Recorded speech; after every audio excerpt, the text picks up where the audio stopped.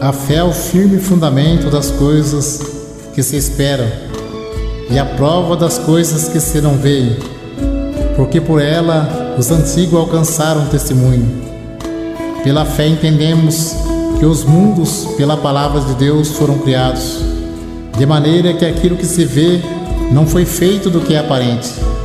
Pela fé, Abel ofereceu a Deus maior sacrifício do que Caim, pelo qual alcançou o testemunho de que era justo, dando Deus testemunho de seus dons, e por ela, depois de morto, ainda fala.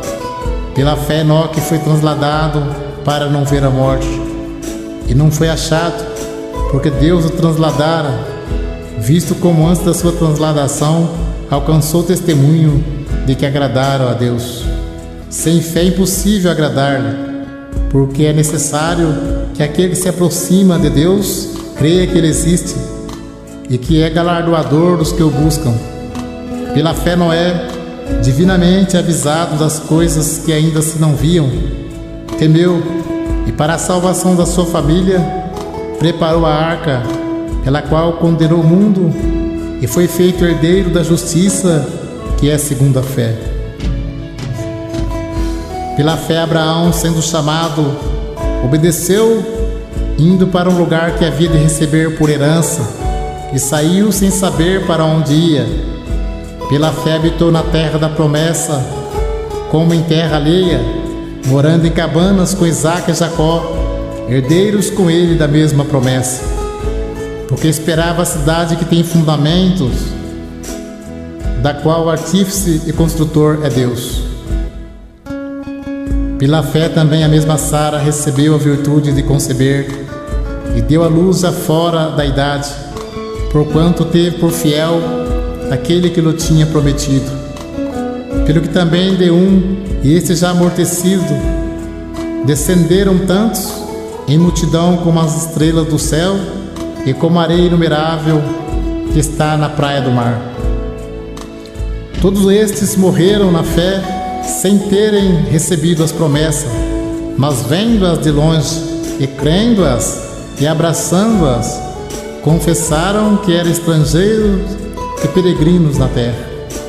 Porque os que isto dizem claramente mostra que buscam uma pátria. E se na verdade se lembrassem daquela de onde havia saído, teria oportunidade de tornar. Mas agora desejam uma melhor, isto é, a celestial. Pelo que também Deus se não envergonha deles de se chamar seu Deus, porque já lhe preparou uma cidade. Pela fé ofereceu Abraão a Isaque quando foi provado. Sim, aquele que recebera as promessas ofereceu o seu unigênito, sendo-lhe dito: em Isaque será chamada a tua descendência. Considerou que Deus era poderoso para até dos mortos o ressuscitar. E daí também em figura ele o recobrou. Pela fé, Isaque abençoou Jacó e Esaú no tocante às coisas futuras. Pela fé, Jacó, próximo da morte, abençoou cada um dos filhos de José e adorou encostando a ponta do seu bordão. Pela fé, José, próximo da morte, fez menção da saída dos filhos de Israel e deu ordem acerca dos seus ossos. Pela fé, Moisés, já nascido, foi escondido 3 meses por seus pais, porque viram que era um menino formoso e não temeram o mandamento do rei. Pela fé, Moisés, sendo já grande, recusou ser chamado filho da filha de Faraó, escolhendo antes ser maltratado com o povo de Deus, do que por um pouco de tempo ter o gozo do pecado, tendo por maiores riqueza o vitupério de Cristo do que os tesouros do Egito, porque tinha em vista a recompensa. Pela fé deixou o Egito, não temendo a ira do rei, porque ficou firme como vendo o invisível. Pela fé celebrou a Páscoa e a aspersão do sangue, para que o destruidor dos primogênitos não lhe tocasse. Pela fé passaram o mar vermelho como por terra seca, porque intentando os egípcios se afogaram.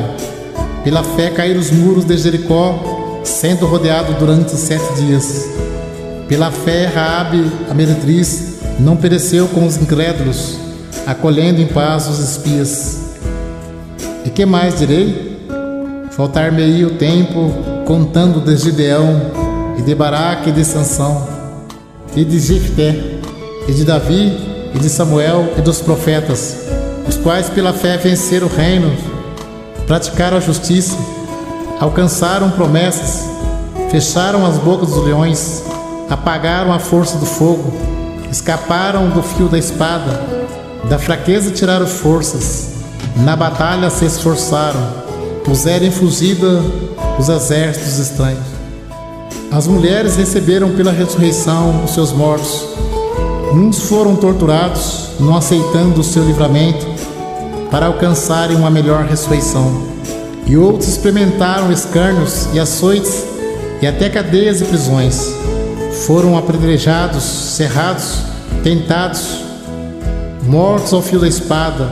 Andaram vestidos de peles de ovelhas e de cabras, desamparados, aflitos e maltratados, dos quais o mundo não era digno, errantes pelos desertos e montes e pelas covas e cavernas da terra. E todos estes, tendo tido testemunho pela fé, não alcançaram a promessa, provendo Deus alguma coisa melhor a nosso respeito, para que eles sem nós não fossem aperfeiçoados. Ainda que eu falasse a língua dos homens e a dos anjos, e não tivesse caridade, seria como um metal que soa ou como um sino que tine. E ainda que tivesse o dom de profecia e conhecesse todos os mistérios e toda a ciência, e ainda que tivesse toda a fé, de maneira tal que transportasse os montes, e não tivesse caridade, nada seria.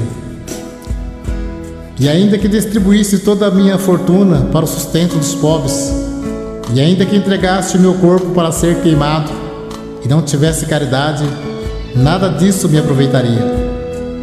A caridade é sofredora, é benigna, a caridade não é invejosa, a caridade não trata com leviandade, não se ensoberbece, não se porta com indecência, não busca os seus interesses, não se irrita, não suspeita mal, não folga com a injustiça, mas folga com a verdade.